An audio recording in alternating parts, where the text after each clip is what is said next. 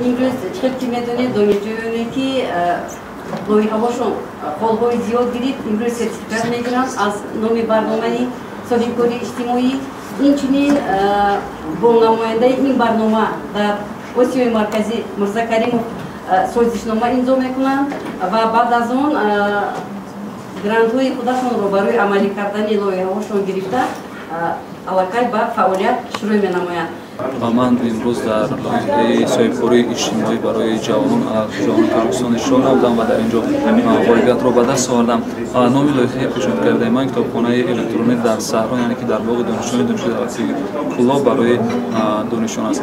مقصد به خاطر چی بود که امروز توجه نسل جوان هرچی بیشتر به حوزه تکنیکی است و تکنیک و تکنولوژی رو به اوج گذاشته است و من فکر کردم که مطالعه کتاب در فضای گشاد که در میان صحرا باز با فایده کار است.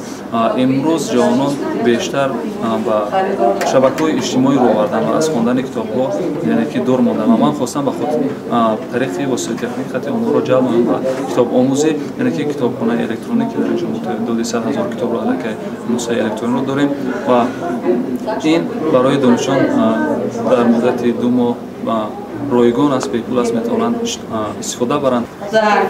Алиева Наргиз, организация мини-аптечки и пункт оказания первой медицинской помощи для школьников. Первый штат 2000, следующий 1410. Студентка? Студентка медицинского университета.